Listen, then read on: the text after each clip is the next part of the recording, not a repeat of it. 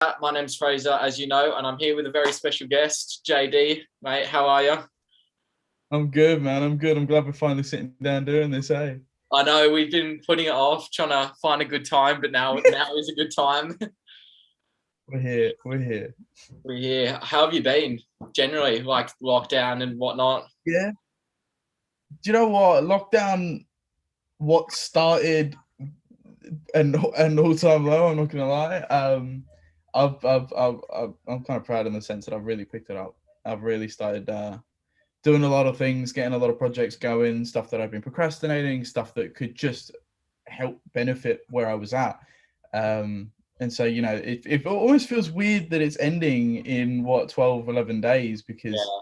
just, yeah, man, it feels like we're reaching the end of this whole chapter because it's honestly been, I'll count it as a chapter because it's been a fucking whirlwind of a Oh, ride, man, honestly. 100%. So, yeah. Yeah, it's been meant because I agree with you on that part. It's like it's been at the start, like, and in January it was shit. Like going from like seeing your mates and like pub and I don't know, having that Yeah. freedom to doing nothing. But then I guess, like you said, you've set up your projects, you've done stuff that you procrastinate and everything. Like I've been the Yeah. same. Like I've been wanting to set up this page for months now, and then Yeah. No, during lockdown, I was like, well, this is what better time to do it now? yeah. So Yeah, I exactly. mean, That no, was us. That was us last year with That was us last year with the Wednesday League. I'd put it off from about October and then we entered that first lockdown in about March. And I remember sitting there for like 3 weeks, just vibes and doing nothing. And then I thought, what am I doing? Like, this is perfect. There was the only football. I don't know if you remember this sort of period of time. The only football on worldwide was the Belarus Premier League, and everyone was sitting on that team called Sluts. Yeah, yeah, what? yeah. Yeah, I was And gonna so we say. were like, yeah, yeah, yeah. What a memory that is. Fuck, that feels like a lifetime ago. But yeah, that was it was kind of when I'm sitting up at watching Sluts games at 1 a.m. I'm like, I can't do this anymore. So we started Wednesday League. But yeah, that's but I get what you mean 100% in terms of the whole, you know, this is being able to start this now, going from that. It was such the thing about this lockdown. The last one last year was so much more, it seemed a bit more gradual because we Yeah, were learning about COVID, and then it was like, oh shit, we're actually gonna have to lock down. With this one, I was in Melbourne for the grand final, um, when Sydney got put into lockdown. So I knew that as soon as I come back, straight back into it. yeah. So that's why we all had a that's why we all made sure we had a massive night after the grand final, is because we knew that Monday when we go home, Yeah, it's just straight straight into back into lockdown. So, and the fact that it's been like that ever since is mad. That just oh, feels like, it's yeah, been too long now, hasn't it? June to October. Far out. Mental. Hmm. All right, so yeah, just so tell us a bit about your background. So obviously, I know you're from the UK. So whereabouts in the UK are you And from? I'm from a place called Brent, which you might have heard because of a certain Raheem Sterling, who was literally, I don't know where in Brent he was, but basically Brent is, it's a borough because obviously in Australia you have like suburbs and you have stuff like that. Um, we kind of have, it's kind of like an LGA. So Brent, the Yeah, way that I could describe it is Brent's like an LGA.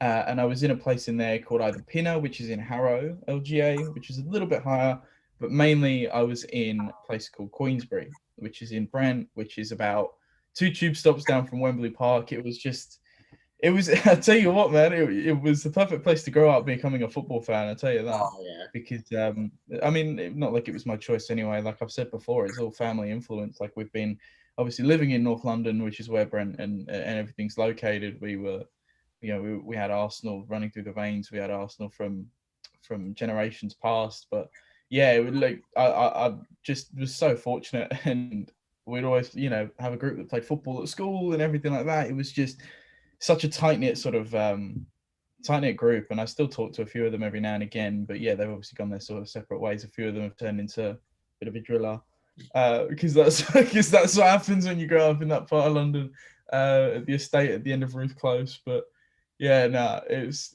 yeah, it was a good. It was I just miss it, man. I haven't been back because of all this COVID stuff. But yeah, moved out here because of some family stuff in 2013. I've 2013. been out here ever since. I actually had a comment on my TikTok this morning. Someone was like, "Is this an Australian trying to put on an English accent?" I said, "Other way around, bro. I've been here too long and I'm fucking losing it." which I always knew was gonna happen, but then again, not being back in 2 years, and because my dad still lives over there. He lives on, where Chris MD's from, that Jersey Oh, island in yeah. the middle of England and France. Yeah, so he lives there. So like whenever I call him up on the phone, he's still, "All right, my son, how you doing?" But I'm like, but I'm just becoming more about, "Oh, you see, cunt," every now and again. More of those type of things. But yeah, man, like that's the story, man. Came out here a few years back, and I've been loving it ever since. Obviously, it's had its up and down moments. I was the little pom that got bullied in his first year at school in year 5, but look at me now. No, that sounds very KSI, but just yeah, we've evolved. We've Yeah, evolved a little bit. of course.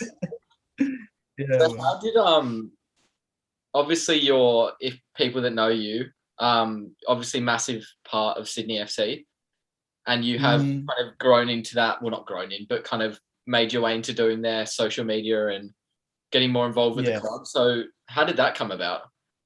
I'm very, very lucky, man. But again, it's all in a sense, it kind of relates back to everything I was talking about back home in London, is because being in the right sort of community where you're all loving football and stuff. So the CEO of Sydney FC, Danny Townsend, he was actually a student at Forest High, the school I went to, over here, obviously not in Penn. He graduated. I remember me and the library lady who were looking through the old yearbooks one time and saw young DT.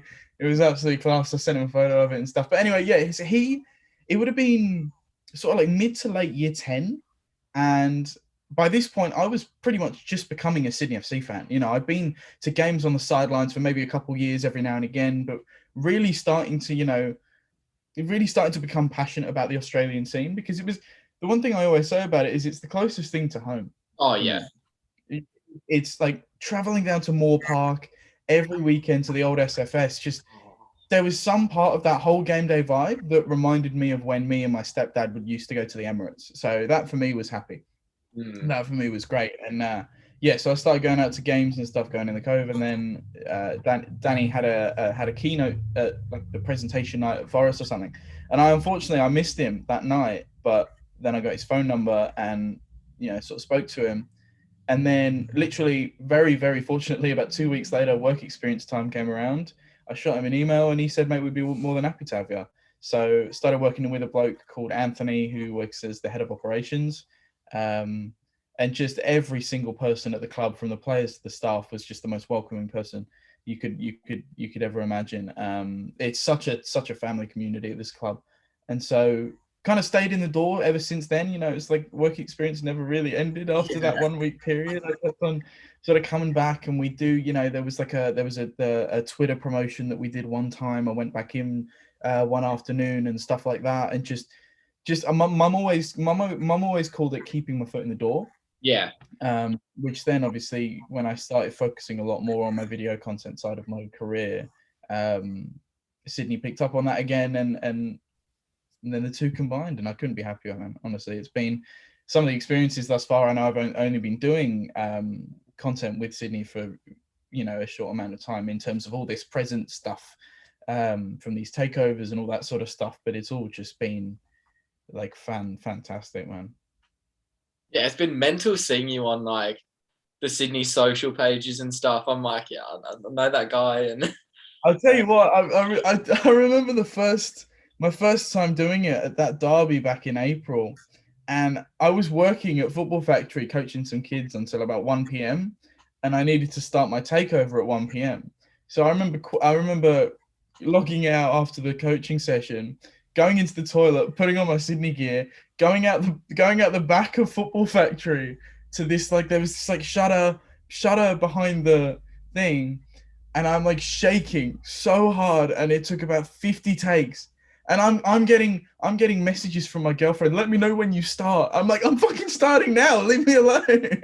yeah, Yeah, like I just. But then went through the day, and I just was like, you know what?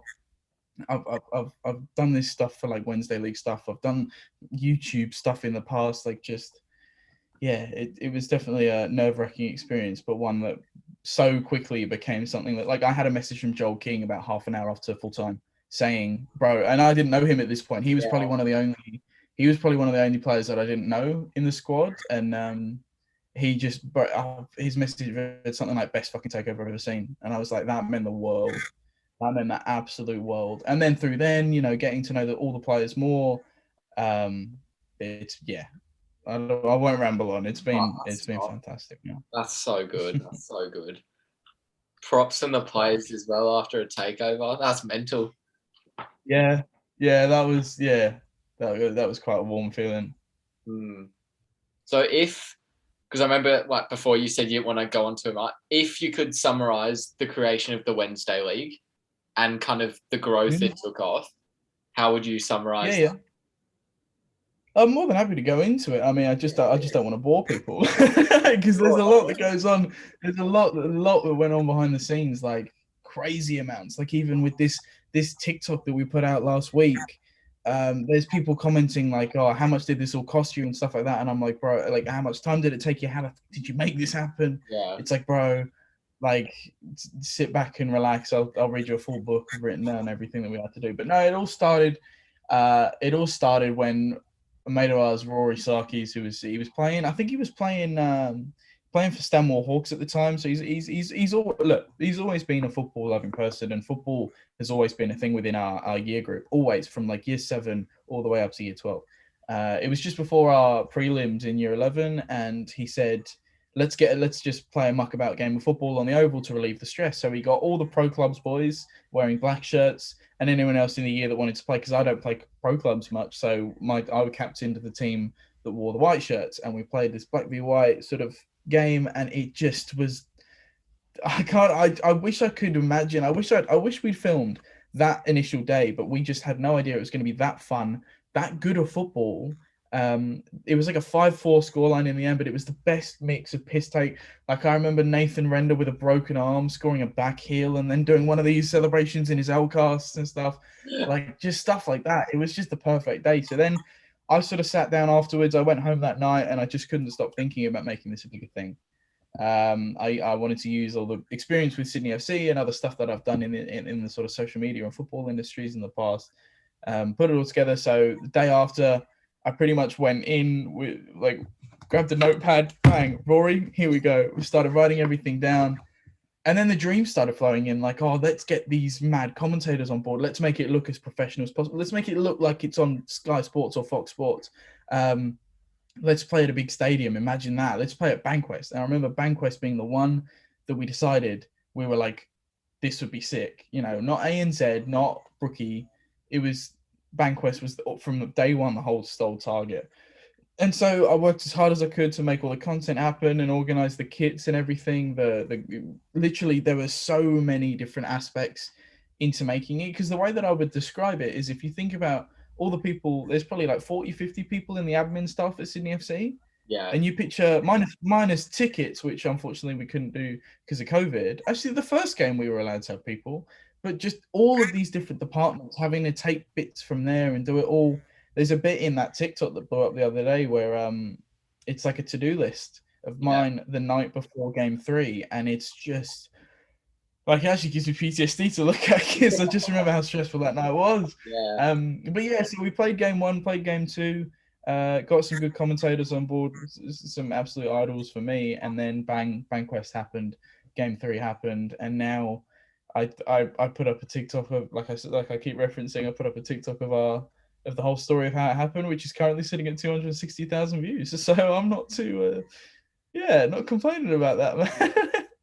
So when you say the commentators you got, if I do remember correctly, you did get the GOAT of Australian football. You got Simon Hill. And that was a funny day with Simon. That was a really funny day, because I probably noticed, because I was like rushing to do all this stuff for game 3, right? And everything in the build up was all aligning. We had Sportsflick, the now defunct Sportsflick, put in some money for advertising and stuff. We had like our things going around the whole LEDs of the stadium and stuff. I booked Simon Hill in, and with his one, obviously, because we wanted the full game and because he was out here and stuff, it was a bit different to the English commentators back there, where they were kind of just doing it as a favor. yeah. With Simon, it was his genuine profession. So I chucked him some money for it. And I just remember on the day being so disappointed in myself because I didn't realize until watching the stream back on the day that me and Simon sat down to do the commentary that the whole second half, well, like 40% of the second half was all blurry. The cameraman had a shocker. Oh, I know. So I remember sitting there in that office with Simon, and he's got his mic and everything, and he's got his notes. He's done massive notes on everything, and I just remember feeling like the biggest tit because I felt like he just walked into a shit show, and so yeah. I'm having to like point to the team sheet, point to the screen, going, "This is number 17, Tenzin Lekmon on the ball right now." So he'd go, "Okay, it's Tenzin Lekmon," and stuff like that. But he was so great about it in the end. Honestly, he was him ever since. He's when it all came out, he was watching it, and yeah, he's an absolutely great guy. All three of the commentators are fantastic. Peter Drury, the most down to earth person in the world. I promise you this. He actually he emailed me on the first day of the Prem season. It just like a hope all as well. But sorry about you having to wake up at 5 a.m. for Brentford Arsenal. I hope you went back to sleep or something like that. But he's just like, yeah. It's again, I'm gonna say it again. This whole football community, it's amazing what it can do, bro. Honestly.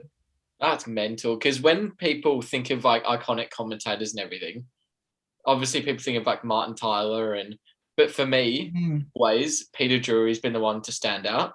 Yep. Like just the way like the two teams are walking out. The man's an absolute poet. Like he literally is. He's written down a bro. That's why when I was, because there was some parts of the commentary where I sort of wrote it down for them to just read out in their narrative voice, because I didn't want them to be starting from scratch. Really, they can call the game, but they wouldn't know a Dutch-born Sam de Groot is starting on the bench and stuff like that. They could look at their notes, but they probably wouldn't put the two and two together because they don't know these players. It's different when you're commentating fucking Manolas at Stadio Olimpico, but yeah, so I remember sitting there on the day when I was about to send the notes and everything to Peter Drury and thinking, how do I make this as poetic as possible? Like I need to channel my extension English in here, like make it something that he would say. And he actually came up with a good one in the end. He said, the Forest Highers played host to some fine sporting occasions within its 5 decades of existence, but few as eagerly awaited as the launch of the Wednesday League or something like that. And I was like, yo, that was gas. I remember getting that back. I can't remember if it was Watford 2 seasons ago, but he just pulled something out, and it was just like, I remember Optus Sport did their own clip of it because it was that good. They were just like, how is this? Watford. Was it Watford when they beat Liverpool? Was it that would have been, yeah, but it was like when they were coming out of the tunnel, and the way he puts a spin and just creates this like, that's why I was so proud to have him on board, because he has. I mean, if you went and spoke to my like Wakehurst coach and stuff from when I was like 10 in the under 12s or whatever that age would be, yeah. I used to love two things. I used to love journalism and commentary. That's the weirdest thing for a 10-year-old to be into. You should be playing fucking whatever the 2013 equivalent of Fortnite was. Yeah. I should have been playing that. I should have been playing COD or something. But no, I was like, I remember I had my own blog website set up and shit like that. Like I was so immersed in this whole media perspective from the start. I had this like stop motion camera, and I'd create these videos so I could commentate over. Someone found them on YouTube the other day, and it's so cringeworthy, but it's still there. But yeah, man, like I literally, when I say I genuinely look up to people, I don't just admire his work. I look up to a person like Peter Drury, and to have him commentate my name in his poetic genius, man, that was the greatest feeling in the world. Honestly, I just remember jumping around the house when I got them audio files back to put in the video. I'd play that on repeat, I think, if you said my name. I did, trust me, bro. And the thing is, because I had to edit the game as well, like game 1, game 2, game 3, if you gave me any line from the highlights video, I could script it 100%. Like I could tell you word for word, like I did just then, about what Peter Drury said, and how he described the lineups and everything he said in the build up to the goals and stuff. I watched it so many times, And still to this day, there's part of me that still doesn't believe it's real. Like there were mates of mates. I remember a mate's dad said, "That's bollocks. He's pulled the audio from FIFA or something." And I was like, "No, bro. I showed him the email. I was like, Because I remember when I fuck." saw you got the commentators in, I was like, come on. Like, What was great about it? Yeah. and then it came, and then I heard him actually go on. I was like, oh my God. Like, he's Yeah. probably the jewelry. Like, like I was gonna say, the best thing about it is that it was uncharted territory. I've seen YouTube teams before. Everyone knows of #United. Most people know of SE Dons, Beatties, Under the Radar, which I think their content hashtag and SE Dons. Admittedly, they have they have their own sort of community. They have their own way of approaching things. Clubs like Beatties, Under the Radar. What's the other ones that like YouTubers run? Like Manny's one. It's just I find that content an absolute bore fest. And so having a spin on that and having our own unique thing, which was breaking the barrier completely. Like no one had ever thought to bother contacting commentators and making their stream, because they can have a scoreboard in the top corner and everything. They can have a couple replays and stuff. But we were going for the whole professional look. We wanted in a way, as much as I admire them, I wanted to put these YouTube teams on the pitch. So the day that I got called the Aussie Spencer Owen one time by someone who I much admire in the business landscape, and it was probably the biggest compliment ever. But I saw it. I was like, Wembley Cup, Bankwest, Wednesday League. I was like, yeah, it makes sense. Yeah. Oh, that's. But nah, I need to stay humble. Like honestly, that was the whole plan, and I'm just so glad it all ended out how it is. And I cannot wait for season 2. We were meant to do a season 2 with the new year 12s of the Forest in about June, but then COVID. So fingers crossed we can go back to that at the end of the year. I think it's looking like we can. And then the whole plans for the future are just immense, bro. I cannot wait to get started on it. Mental. That's so good. That's so good. All right, so I'll jump to a bit of the mental health side of it. So in kind of, it's a pretty bold question, but I mean, when you think of mental health, what comes to mind? Just a bit of a. Trying to summarize. It's a good question. It's a really good question, man. I'm gonna summarize it as probably the most important. I'd classify it as more important than your physical health. Yeah, seriously, definitely. Because one, like, if you think about it this way, this is just one way of putting it. With mental health and physical health, one can come and influence the other. That doesn't really, I don't know, it doesn't really go as well as mental health does impact you fully in your actions, in anything you do. And trust me, I've learned the hard way how how important it is. And I'm a sensitive motherfucker. I'm not even gonna lie to you, man. I'm a kind of guy that's not, I don't just roll with things. Like trust me, I'm not shameful to say I'm a geezer that's in touch with his feelings and stuff. Yeah, like that's mental health is so important to me and has become so important to me over this lockdown because of everything that sort of happened at the start of it and just needing to keep in check. But I've always been so mindful and making sure that I want to be happy. That's the thing, I'll be, whether I'm it's just a big broad good question, but that's the way I can sum it up. It's just probably the most important aspect of life, I reckon. Yeah, 100%. Because like you said, having a good physical health is all well, but obviously it starts with your mental. So if your mental health's fine, then I feel like everything else kind of takes care of itself. Like your physical health obviously can come back, but obviously having having a strong mental health and a positive mental health is so important for a good foundation. Honestly, overseer of everything, I reckon, seriously. And it does, it impacts everything else you do. If you got a positive mindset, there's all these cliches, there were times that I wouldn't believe it. You've got to have a positive outlook on things for things to change. And I'd be like, but I can't possibly make a positive outcome out of this because I'm so, at times where I'm so in the mud that there's no good you can see out of it. And so it is a process. But when you actually, start to try and it's not that big of an effort once you're there. It's kind of just keeping it in check. Do you know what I mean? Yeah. Yeah. Yeah, 100%. So if, I guess, moving on from that, what kind of Mhm. interactions have you had with maybe yourself or other people with that have experienced kind of mental health problems or issues that you feel comfortable sharing? Yeah, I mean, like literally the whole. I know I've referenced it a bit in the past, but that whole first week of lockdown, um, coming back from Melbourne on an absolute high. I just remember when I went to Melbourne, like I was probably the best I've ever been. You know, I was like, Yeah. I'm doing this. I'm doing a sick job. I'm independent. I'm alone in Melbourne for 4 days. I felt like fucking what's his name, Macaulay Culkin out of Kevin McAllister at Home Alone. Um, I just felt like, fuck yeah, I can do whatever I want. I can go eat this, eat that sort Yeah. of stuff. And then look, there was this massive high, and then it was pretty much the week after that where I think the Monday I had really bad news. The Thursday I had even worse news. The Saturday I had even worse news, and then the Sunday England lost the Euros to the final, and my phone was just full of Italians taking the piss.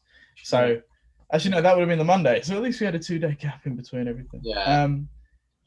But it would have been like those experiences. The first one of the week was kind of first one was the week was kind of Wednesday related. It was sort of hearing about some sort of corporate side of stuff that had gone wrong.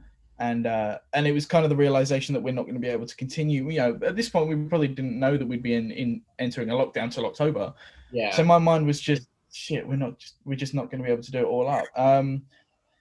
Thursday, Thursday, I had some quite quite out of the blue relationship news. Put it that way. And then the Saturday was just I think that was the Saturday the lockdown got announced, and we had to fully pull everything apart on work, and it kind of just felt like it just felt like my life was at this all time high, and everything had just been snatched away from me. Yeah. My relationship, my business, the things that keep me going, man. Yeah. And 100%. so it was again. I'm not ashamed to admit it because I've spoken about it before quite publicly on Instagram and stuff. Because my whole sort of life or persona or career or whatever you want to call it nowadays kind of revolves around me being this like in front of camera sort of happy guy, Yeah. Yeah. and stuff like that. So if I'm having a shit time, I'm gonna tell you I'm having a shit time. I'm gonna tell you don't expect content from me, that sort of thing. So I put out this post, but it was just the response was just the most loving. Like fuck, there's something like 100 comments on there, and the DMs I got, oh my god, the messages and everything I got from people that I haven't spoken to in time, from people that I didn't even know that were just viewers of my pages and stuff, people that it's like people through the Sydney FC community that had just seen me on the takeovers, people close to me, people back in England. Like it was just, yeah, it was mad. But there was still again a part of me that I probably stayed in this whole rut. Main Yeah. thing was thinking about the relationship, thinking about what I did wrong, if I did anything. I don't want to sound up myself, but I highly doubt there was anything I did. It just weirdly happened out of the blue. But not to go into it too Yeah. far, but like most of that sort of July month was spent thinking about it a lot, and it drove me quite. Yeah, I remember like I'd be in my room like staying up all night, like some nights not sleeping or getting to sleep at like 5 a.m. and then I wake up at like 3 p.m. and I'm like, fuck, I've missed another day. It was a horrible rut, man. It was a horrible cycle. And so I actually moved into our little Xbox room that we've got. I slept on the couch in there, and then when I was ready to pick my life back up again, when I had a clearer view of things, I kind of came back in here and started working on stuff. And then it took its time. It took its time, but then, and there's still. I'm not saying I'm 100% by no means. Yeah. I'm still thinking about shit. Trust me, I still have. Not thinking about shit in that way, but thinking about shit like, that happened, that went wrong, and everything I've been through and stuff. It still plays on my mind. There's not a waking day where it doesn't sort of keep up with me, but it's just about how to, you know how to keep driving forward, bro. It's so cliche, but it's Yeah. I think that that's the main thing that I can kind of advise to anyone is that if you're going through this period, you know, you'll go through it. Like, but it won't change overnight. You can't wake up the next morning, say you're going to be happy, and magically you're happy. That's not how. That's everyone thinks about the cognitive and like the you know, having a positive outlook on stuff. That's not going to work because if you're in a rut, you're in a fucking rut. You can't. Your brain literally will reject you wanting to say no, and wake up the next morning feeling perfect. So give it the time. You know, take the time to just be immersed in your feelings. Be you. Just be by yourself. And maybe lockdown was beneficial for that because there was no one I needed to see. There was nothing I needed to do. I could sit there. At times, obviously, it got annoying, got irritating. Felt like I could be doing something, Yeah. but yeah, man, like just and everyone will have a different sort of time that they get back to where they were. You know, for some people it can take 1 or 2 days. For some people it will take a few weeks. For some people it'll take a few months. I know people that it's taken months, medication, counselors, therapists, that sort of stuff. But whatever your journey is, allow it to happen. Seriously, that's. I know this got deep, No, but it's good. that's it, man. Like Yeah. allow yourself to pick up from this shit because I couldn't. It's weird because there's not much that I would change about the last few months because it's kind of benefited me a lot. Yeah. And coming out of this lockdown in a few days, it yeah, it feels like a new beginning.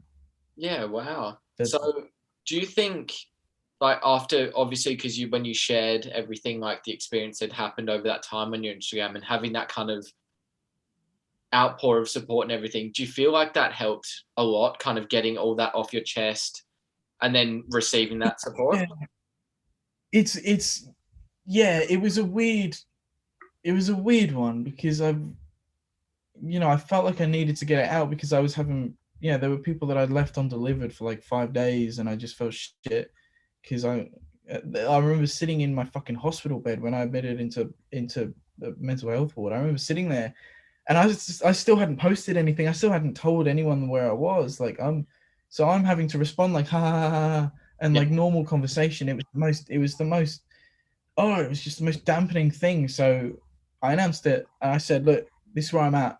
If you can't accept that, unfollow and shit. But if you can bear with me, please do.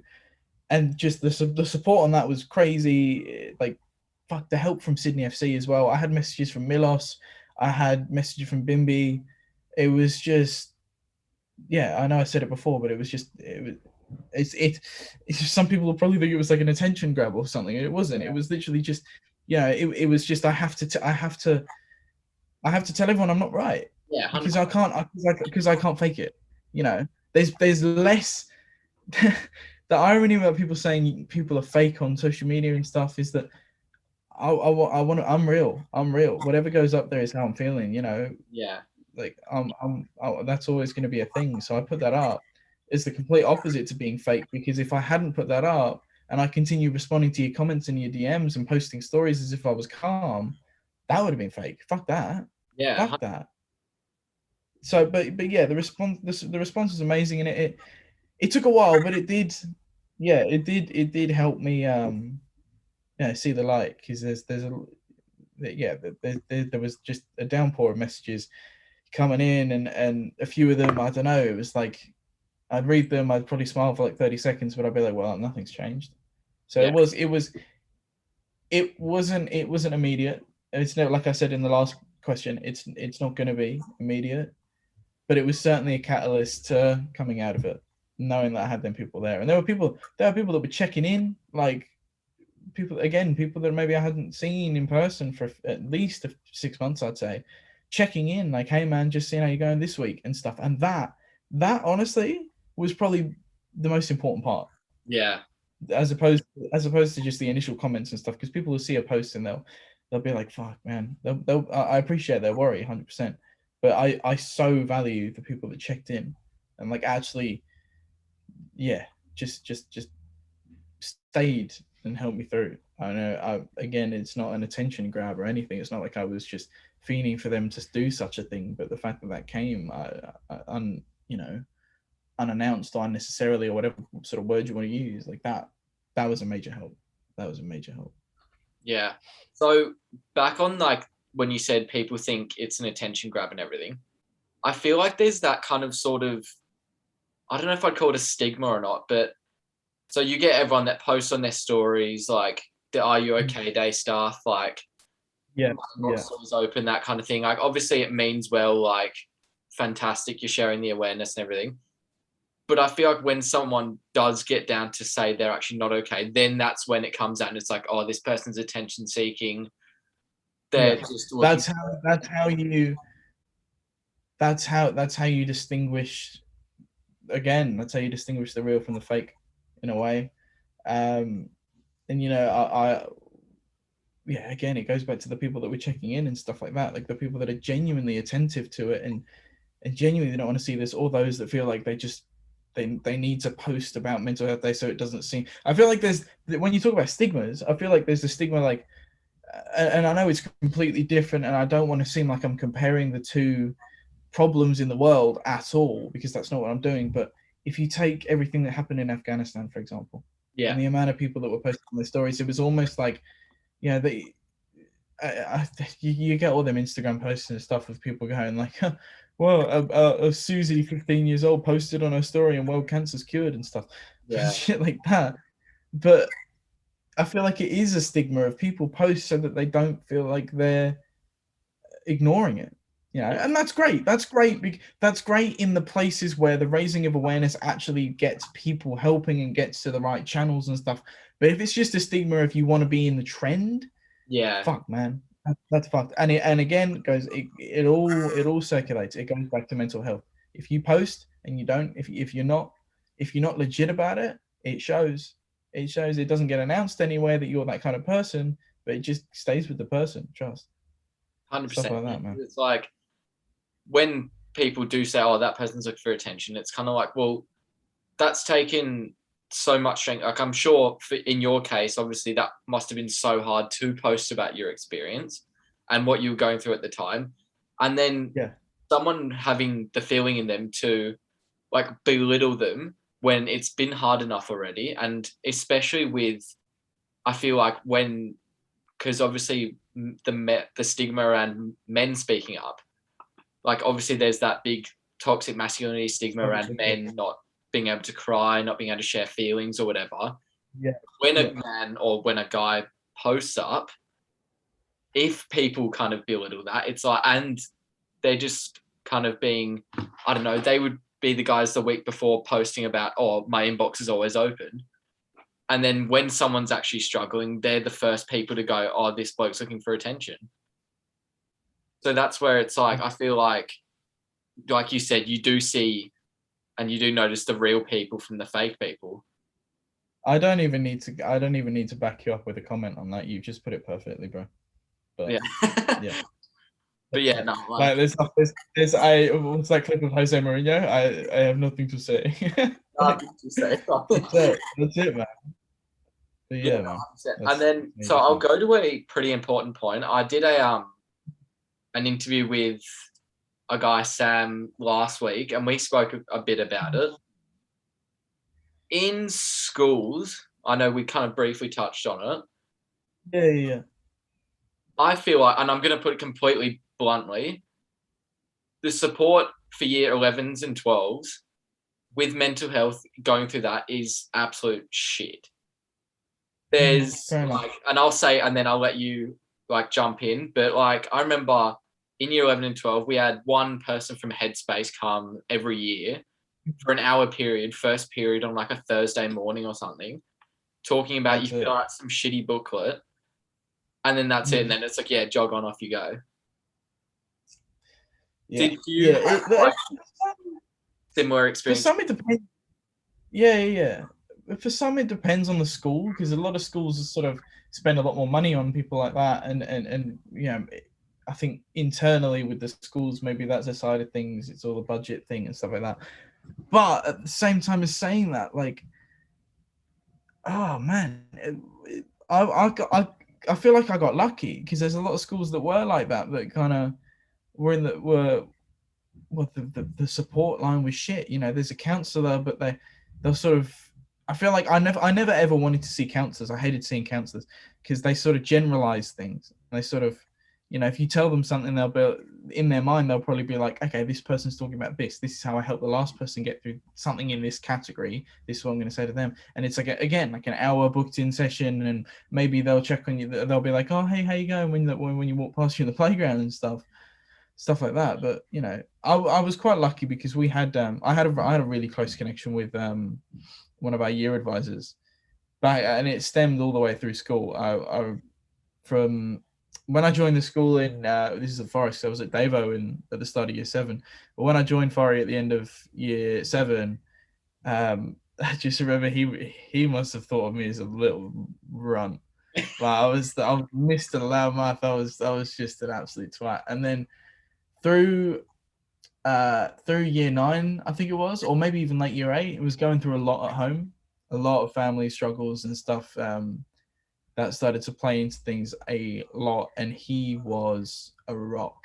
He was like a counselor, even though he didn't have that role. He had a much more important and more a more busy role on the job at the school, but he was always willing to make time, and he did, and he was amazing. And then like it got all the way through to like like to year 10, 11, 12. If there was any problems and stuff, we talked to him. He was the first person we went to talk about having the Wednesday league at school. Like because I wanted to go to someone like, you know, that I understood. And I think that was the most important thing, is that if you have someone a superior that you have that bond with, like maybe, I don't know, like for some cunts there might be Mr.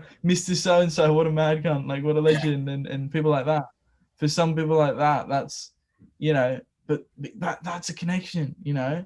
Yeah. And you can go to him, well, look mate, and yeah, it might be difficult at start, but that person is employed there. You've got to remember, in a sense, it's like childcare, because they're there for you. The whole reason that they're in that job is for you and the beneficial, to benefit you. So don't, if you have that connection, utilize it to the best potential, man. Because, maybe that's better than going to a counselor or something. Because I remember the last day of year 12, I remember fucking crying on this bloke's shoulder. And just being like, thank you for everything, everything. I got him a ticket. Like I said before about Wednesday League, how it was all closed because of COVID, but we got him a ticket so he could come and stand pitch side at Bankwest. Like, it was just, I love that guy, man. He was just such a rock through everything. And I just feel bad for being an absolute little shit, but we still laugh. And it just finding, there are people. So it just, there always will be someone, whether it could literally be a teacher that you hate. If you open up to them and kept things confidential, like I doubt they'd go to all the other kids, oh, don't come crying to me next time, when, they won't. They're there for you, man. Like, if you, I think that's the one thing, is utilizing what you do have. If your school's probably not, you know what I mean.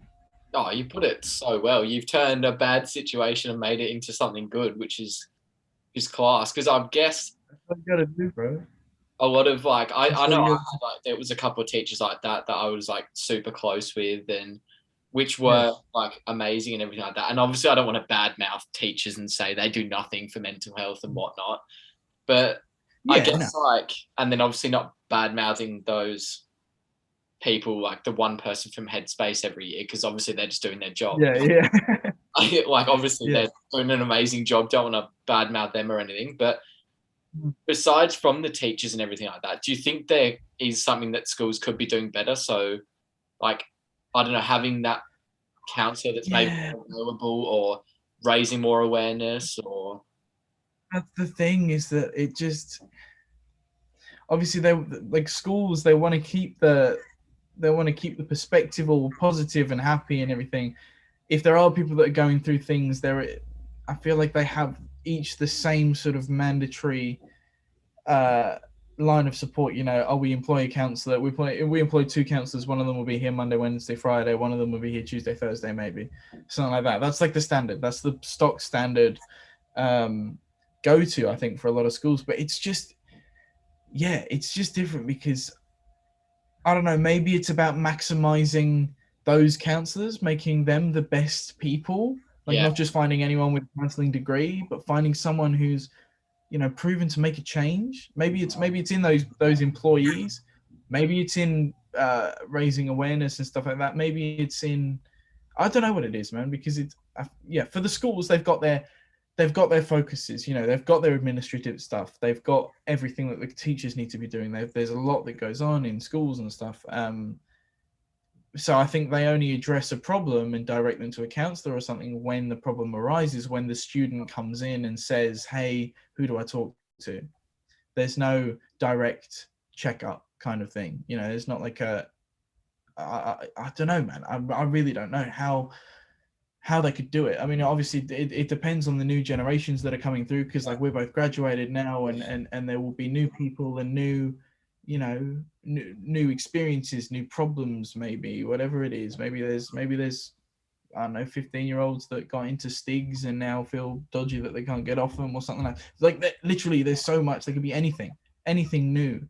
So it's ever changing, and it's not the best example to use, but you know what I mean, in terms of how everything, everyone's experience is different. So I think it all just depends on that. It all just depends on how schools can monitor each generation, really, and how they can find the right impact for the year 10 year group, or for the year 7s that are just emerging, or for the year 11s and 12s that are going through struggle and stuff. It all changes. So yeah, there's more that needs to be done. It's just hard to pinpoint that, man, because I don't know. I know that's not the most straightforward answer you were thinking of getting, but still, man, no, like, I know what you it's mean. true.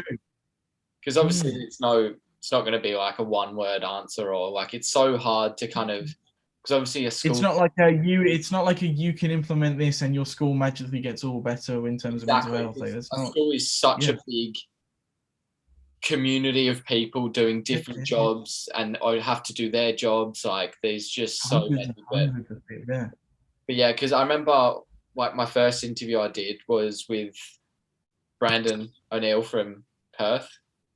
And then I remember. Where's his? Hang on. Where's his? It's got to be in here somewhere. Hang on. I'll put it on while we talk about the rest of the call. I've got his training jersey from the Champs winning season. Oh my! I'll just pop it on in tribute to it. It's not going to fit over the Essentials hoodie. All right, that'll do. Where's the number 13? There we go. That works. We'll just do that. Perfect. That's class. But no, I remember when I spoke to him and I said I kind of went into like the culture. He spoke about, I asked him about the culture at Sydney and how it differed to Perth and everything like that. But I remember the constant one he said was they always had, both clubs had that kind of counsellor or people that were there if the players or coaches needed them. Yeah, 100%. Yeah. And then I guess that's kind of like, obviously they're older, like obviously grown men doing it, but I guess kind of, because he said the cultures at both clubs were amazing. Everyone was comfortable with talking to someone if they needed to, or talking to each other, or, and I guess that's kind of the thing I was leaning towards in schools, where it's like, how do you, like you said, not just getting anyone with a counselling degree, getting that person in who's kind of approachable, knows their kind of, I guess, knows their shit, especially if you're in a school dealing with young kids going through changes like puberty. It's like channeling, it's like channeling that team where that team, that dressing room camaraderie, like, and having that in. I'm gonna take this off. I'm getting fucking blown. It was good part last. That didn't last long, but no. I don't know. It's and it really depends on your friend group. You and the boys have to be there for each other. Because at my school at Forest, there was a group of boys, like, if someone came up with a problem, it's not like you could really, I don't know, you couldn't, there's probably one person in there that you could have a chat with. it and properly get a serious answer. If you said your problems in the group chat, or if you said, boys, I need to talk about something in the group chat, or something like or on the playground or something when they're all standing together, and you're genuinely feeling like shit, it'll be like it would just be joked about. I think it wouldn't be taken serious. But you have to have the right people when they're individual, and then yeah, man, it's all about your boys. I reckon in that sense, if there's nothing that the schools can do, and maybe they've done everything they can in terms of a counsellor, it's about having the right group. So if you've got a group that is a bunch of mad cunts, like you love them to bits, and they're gold, you go out and you get blind on the weekend, and so you play footy together or whatever.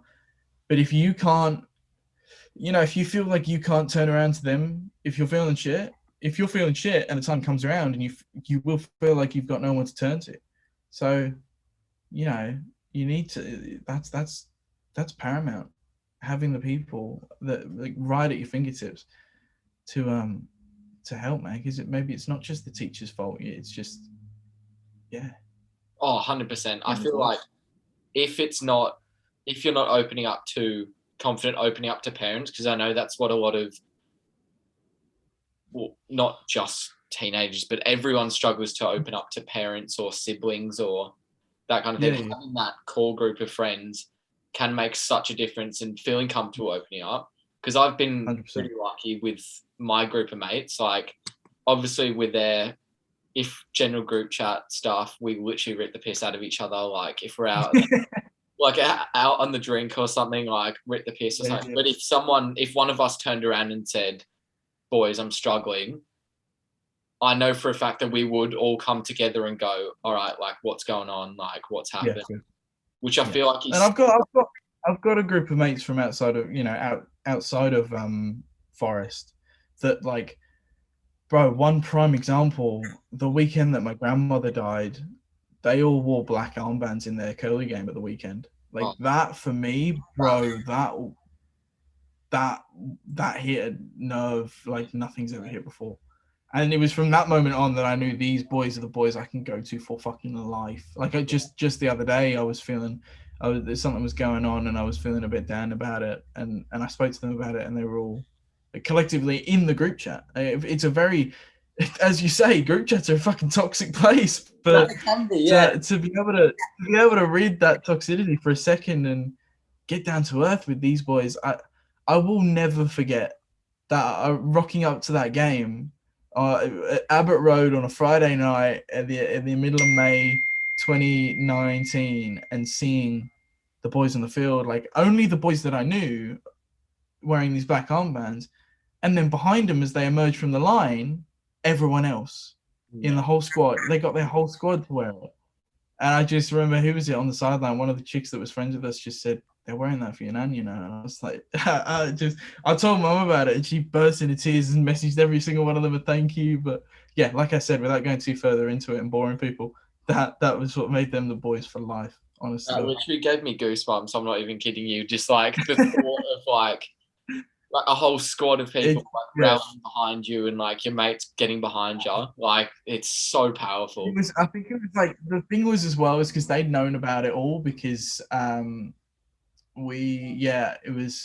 was actually, it all happened the week after that Perth Grand Final. So I came back and it all happened, and through the week, mum, nan passed, mum flew home to start packing up the house and the funeral and everything, and I stayed with a really close family friend, and I just remember telling that family friend, I'm going to go football, as we do every week. We'd always go and watch their games down at Abbott or wherever they were playing away. So I went down there 7 p.m. Friday, and just as I was rocking up, seeing all these black armbands and stuff, and seeing them like just all united, like the sort of huddle and stuff, like powerful. Hey, I'm taking that to the grave, bro. Yeah, that's the kind of stuff to the grave. Like, that's amazing. Whatever happens in the future with that, yeah, I'm very, very lucky. That's so good. So, one kind of like question to kind of wrap up the mental health kind of thing. Yeah. Obviously, you've been through your own experiences. You've been through some problems, some issues that like you've faced. If you could send a message to someone who's struggling, looking for that inspiration and like doesn't know where to turn to, or is looking for that kind of guidance, what message to that person like would that message? Oh, bro, or sis, Yeah, whoever it is, if it's a guy or a girl, like, dude, you're not fucking alone. Trust me. I know it's so cliche. You would hear it all the time. You're not alone. But seriously, I guarantee you, out of the 7 billion people in this world at this very point, or the people that have been here prior, someone relates to you. Someone has been through a similar version. Maybe there's like 5 different elements of it. There's one element that's similar, something like that. People have been through people understand you. So if you were to go and branch out, if you go to the right people, know that no one's going to judge, because and again, it goes back to the little things that we've been saying throughout this entire interview. But your mental health is the priority. Without good mental health, you won't have the energy to go to the gym and get physical health and shit like that. Like, you won't have the energy to go and interact with your boys, like, or girls. And I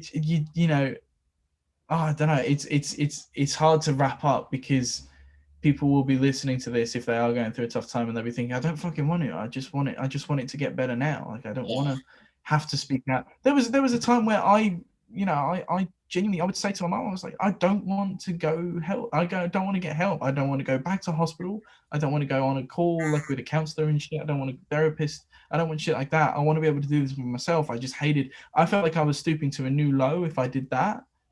But seriously, like, as much as it took so much longer getting through it by myself, which, don't get me wrong, I'm proud I did. So if you want to do that, that is doable, so doable, if you have the patience with yourself and to understand everything about your emotions and to get it right. If you want the help, the process would be quicker, professional, and secretive. Like, it can just be in between you and this person who's a professional that is trained to deal with what you're going through. So just know that at the end of the day, like, whatever action it is you do choose to take in regard to your mental health, make sure it's a fucking positive one, because I think there's that quote that goes around on Instagram and stuff. I would much rather listen to your story than attend your funeral, or than hear it at your funeral, or something like that. And that sticks, bro. That sticks. So don't be afraid to get the help. If you feel like you can do it alone, take the time to do so. But don't go fucking giving up, because this world is so much better with you having a story to tell still here afterwards, man. Honestly, there's still things I've learned. Amazing. That's so you've said everything. No, that's really good. Honestly, you couldn't have timed the interview more perfect, because like, learning so much over these last few months and just about to come out of lockdown and stuff, it does feel like that new start, and leaving all this shit and that bitch behind. Just everything that's happened. Like, if she doesn't watch this, she won't. But yeah, like, just it's a new start. So let's write a new chapter and use everything from the past to better the future, bro. Oh, that's so good. That's so good.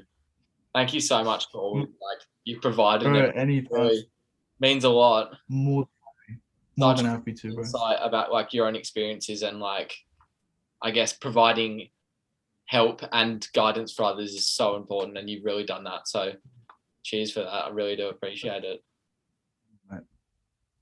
People need to hear it. Honestly, if people are going through stuff, they need to hear this, then go it, bro. It's all from experience. So before we wrap up, what's next for JD? What's next? The big question. Boy, where do I start? There's a reason that I haven't been able to find the time to put in a time and a date for this call with you over the last few weeks, bros, because there is so much coming for JD. Fuck. Well, I'm now TikTok famous. No, I'm kidding. Well, no, honestly, the views and stuff are going mad. So keep content creating on there, and it's really enjoyable. If I'd have known that was the way to find the right audience and stuff, I didn't realize how organic the growth on TikTok actually is.